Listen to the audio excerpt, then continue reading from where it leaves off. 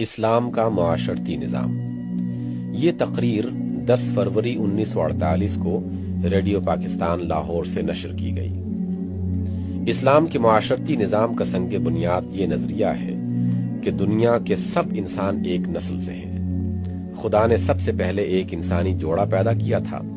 پھر اسی جوڑے سے وہ سارے لوگ پیدا ہوئے جو دنیا میں آباد ہیں۔ ابتدا میں ایک مدت تک اس جوڑے کی اولاد ایک ہی امت بنی رہی، ایک ہی اس کا دین تھا، ایک ہی اس کی زبان تھی،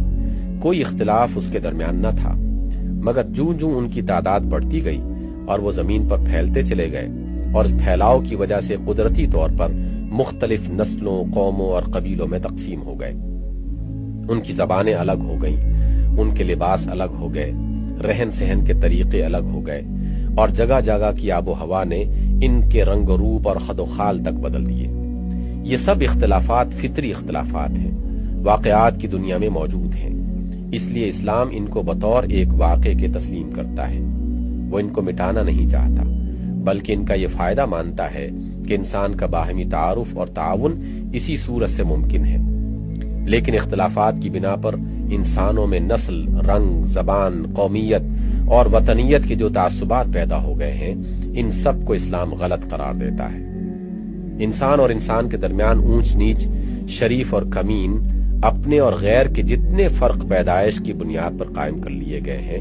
اسلام کے نزدیک یہ سب جاہلیت کی باتیں ہیں۔ وہ تمام دنیا کے انسانوں سے کہتا ہے کہ تم سب ایک ماں اور ایک باپ کی اولاد ہو، لہٰذا ایک دوسرے کے بھائی ہو اور انسان ہونے کی حیثیت سے برابر ہو۔ انسانیت کے یہ تصور اختیار کرنے کے بعد اسلام کہتا ہے کہ انسان اور انسان کے درمیان اصلی فرق اگر کوئی ہو سکتا ہے تو وہ نسل، رنگ، وطن اور زبان کا نہیں، بلکہ خیالات، اخلاق اور اصولوں کا ہو سکتا ہے۔ ایک ماں کے 2 بچے اپنے نسب کے اعتبار سے چاہے ایک ہوں، لیکن اگر ان کے خیالات اور اخلاق ایک دوسرے سے مختلف ہیں تو زندگی میں دونوں کی راہیں الگ ہو جائیں گی۔ اس کے برعکس مشرق اور مغرب کے انتہائی فاصلے پر رہنے والے 2 انسان اگرچہ ظاہر میں کتنے ہی ایک دوسرے سے دور ہوں،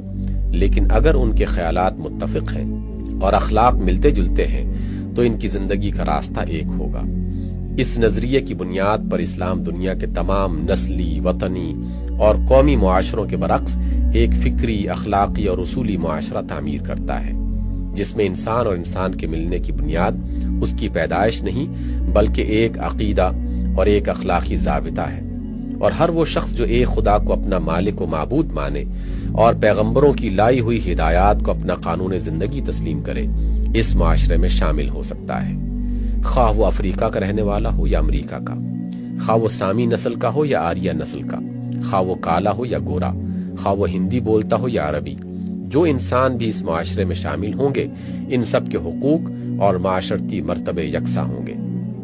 کسی قسم کی نسلی، قومی یا طبقاتی امتیازات ان کے درمیان نہ ہوں گے، کوئی اونچا اور کوئی نیچا نہ ہوگا، کوئی چھوت چھات ان میں نہ ہوگی، کسی کا ہاتھ لگنے سے کوئی ناپاک نہ ہوگا، شادی بیاہ اور کھانے پینے اور مجلسی میل جول میں ان کے درمیان کسی قسم کی رکاوٹیں نہ ہوں گی، کوئی اپنی پیدائش یا اپنے پیشے کے لحاظ سے ذلیل یا کمین نہ ہوگا، کسی کو اپنی ذات، برادری یا حسب نسب کی بنا پر کوئی مخصوص حقوق حاصل نہ ہو سکیں گے۔ آدمی کی بزرگی اس کے خاندان اور اس کے مال کی وجہ سے نہ ہوگی، بلکہ صرف اس وجہ سے ہوگی کہ اس کے اخلاق زیادہ اچھے ہیں اور وہ خدا ترسی میں دوسروں سے بڑا ہوا ہے۔ یہ ایک ایسا معاشرہ ہے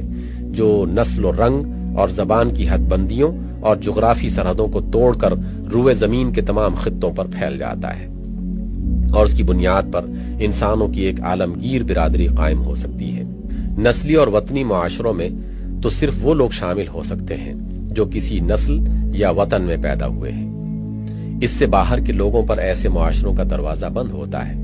مگر اس فکری اور اصولی معاشرے میں ہر وہ شخص برابر کے حقوق کے ساتھ شامل ہو سکتا ہے جو ایک عقیدے اور ایک اخلاقی ضابطے کو تسلیم کرے۔ رہے وہ لوگ جو اس عقیدے اور ضابطے کو نہ مانے تو یہ معاشرہ انہیں اپنے دائرے میں تو نہیں مانتا، مگر انسانی برادری کا تعلق ان کے ساتھ قائم کرنے اور انسانیت کے حقوق انہیں دینے کے لیے تیار ہے۔ ظاہر بات ہے کہ ایک ماں کے 2 بچے اگر خیالات میں مختلف ہیں تو ان کے طریقے زندگی بہرحال مختلف ہوں گے، مگر اس کے معنی یہ نہیں ہے کہ وہ ایک دوسرے کو بھائی نہیں رہے۔ بالکل اسی طرح نسل انسانی کے دو گروہ یا ایک ملک میں رہنے والے لوگوں کے دو گروہ بھی اگر عقیدے اور اصول میں اختلاف رکھتے ہوں گے تو ان کے معاشرے یقیناً الگ ہوں گے، مگر انسانیت بہرحال ان میں مشترک رہے گی۔ اس مشترک انسانیت کی بنا پر زیادہ سے زیادہ جن حقوق کا تصور کیا جا سکتا ہے وہ سب اسلامی معاشرے نے غیر اسلامی معاشروں کے لیے تسلیم کیے ہیں۔ اسلامی نظام معاشرت کی ان بنیادوں کو سمجھ لینے کے بعد آئیے اب ہم دیکھیں کہ وہ کیا اصول اور طریقے ہیں جو اسلام نے انسانی میل ملاپ کی مختلف صورتوں کے لیے مقرر کیے ہیں۔ انسانی معاشرت کا اولین اور بنیادی ادارہ خاندان ہے۔ خاندان کی بنا ایک مرد اور ایک عورت کے ملنے سے پڑتی ہے۔ اس ملاپ سے ایک نئی نسل وجود میں آتی ہے، پھر اس سے رشتے اور کنبے اور برادری کے دوسرے تعلقات پیدا ہوتے ہیں،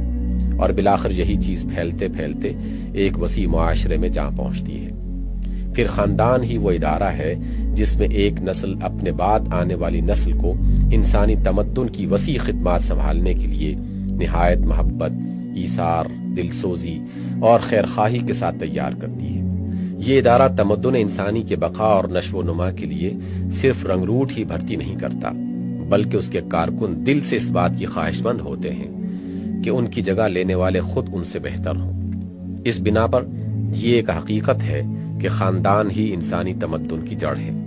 اور اس جڑ کی صحت و طاقت پر خود تمدن کی صحت اور طاقت کا مدار ہے۔ اسی لیے اسلام معاشرتی مسائل میں سب سے پہلے اس امر کی طرف توجہ کرتا ہے کہ خاندان کے ادارے کو صحیح ترین بنیادوں پر قائم کیا جائے۔ اسلام کے نزدیک ایک مرد اور عورت کے تعلق کی صحیح صورت صرف وہ ہے جس کے ساتھ معاشرتی ذمہ داریاں قبول کی ہوں اور جس کے نتیجے میں ایک خاندان کی بنا پڑے۔ آزادانہ اور غیر ذمہ دارانہ تعلق کو وہ محض ایک معصوم سی تفریح یا ایک معمولی سی بے راہ روی سمجھ کر ٹال نہیں دیتا، بلکہ اس کی نگاہ میں یہ انسانی تمدن کی جڑ کاٹ دینے والا فعل ہے۔ اس لیے ایسے تعلق کو وہ حرام اور قانوناً جرم قرار دیتا ہے، اس کے لیے سخت سزا تجویز کرتا ہے تاکہ سوسائٹی میں ایسے تمدن کش تعلقات رائج نہ ہونے پائیں، اور معاشرت کو ان اسباب سے پاک کر دینا چاہتا ہے جو اس غیر ذمہ دارانہ تعلق کے لیے محرک ہوتے ہیں یا اس کے مواقع پیدا کرتے ہوں۔ پردے کے احکام، مردوں اور عورتوں کے آزادانہ میل جول کی ممانعت، موسیقی اور تصاویر پر پابندیاں اور فواحش کی اشاعت کے خلاف رکاوٹیں سب اسی کی روک تھام کے لیے ہیں، اور ان کا مرکزی مقصد خاندان کے ادارے کو محفوظ و مضبوط کرنا ہے۔ دوسری طرف ذمہ دارانہ تعلق یعنی نکاح کو اسلام محض جائز ہی نہیں